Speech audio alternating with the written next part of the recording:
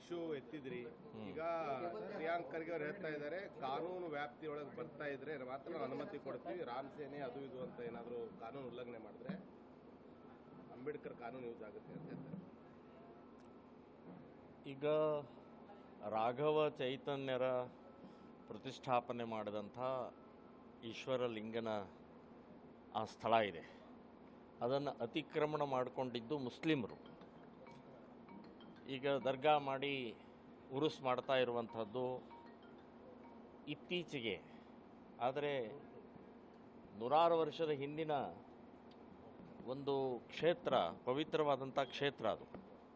ಹೋದ ವರ್ಷ ಕೋರ್ಟು ಅನುಮತಿಯನ್ನು ಕೊಟ್ಟಿದೆ, ಪೂಜೆ ಮಾಡೋಕ್ಕೆ ಅನುಮತಿಯನ್ನು ಕೊಟ್ಟಿದೆ. ಇನ್ನೇನು ಕಾನೂನು ಹೇಳೋದು? ಕಾನೂನೇ ಹೇಳಿದೆ ಪೂಜೆ ಮಾಡಿ ಅಂತ ಹೇಳಿ. ಸೊ ಈಗ ಕಾನೂನು ಪ್ರಕಾರ ಅಂತನ್ನುವಂಥದ್ದು ಏನು ಕಾನೂನು ಪ್ರಕಾರನೇ ಇದೆ. ಸೊ ಕೋರ್ಟೇ ಹೇಳಿದೆ, ಅನುಮತಿ ಕೊಟ್ಟಾಗ ಇನ್ನೇನು ಕಾನೂನು? ಸೊ ನಾವು ನಮ್ಮ ಹಕ್ಕಿದೆ, ನಾವು ಆ ಸ್ಥಳದಲ್ಲಿ ಶಿವರಾತ್ರಿ ದಿನ ಸಾವಿರಾರು ಜನ ಅಲ್ಲ, ಲಕ್ಷಾಂತರ ಜನ ಬಂದು ನಾವು ಪೂಜೆ ಮಾಡ್ತೀವಿ, ನಮಗೆ ಹಕ್ಕಿದೆ ಅದು.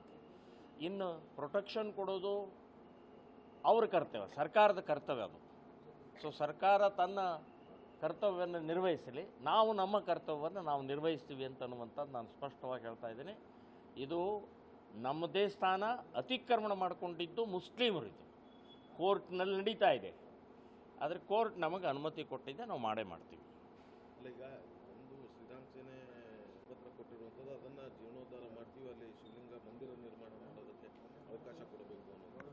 ಅಂದರೆ ಅವತ್ತಿನ ದಿವಸನೇ ಶಿವರಾತ್ರಿ ದಿವಸ ನೋಡಿ, ಈಶ್ವರಲಿಂಗ ಇದ್ದ ಮೇಲೆ, ಪೂಜೆ ಇದ್ದ ಮೇಲೆ ಇನ್ನು ಜೀರ್ಣೋದ್ಧಾರ ಮಾಡೋದು, ದೇವಸ್ಥಾನ ಕಟ್ಟುವಂಥದ್ದು ನಮ್ಮ ಕರ್ತವ್ಯ, ಅದು ನಾವು ಮಾಡೇ ಮಾಡ್ತೀವಿ.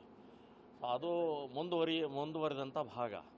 ಸೊ ಅದನ್ನಂತೂ ನಮ್ಮ ಪರಮಪೂಜ್ಯ ಸ್ವಾಮೀಜಿಯವ್ರನ್ನೂ ಏನು ಹೇಳಿಕೆ ಕೊಟ್ಟಿದ್ದಾರೆ ಅದಕ್ಕೆ ನಾವು ಬದ್ಧರಾಗಿದ್ದೀವಿ.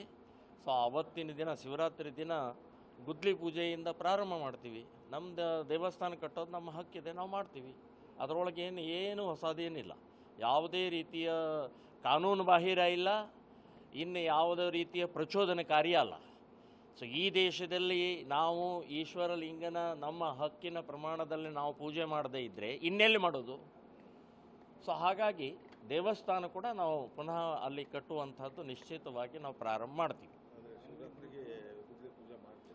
ಶಿವರಾತ್ರಿಗೆ ಗುದ್ಲಿ ಪೂಜೆಯನ್ನು ಪ್ರಾರಂಭ ಮಾಡ್ತೀವಿ.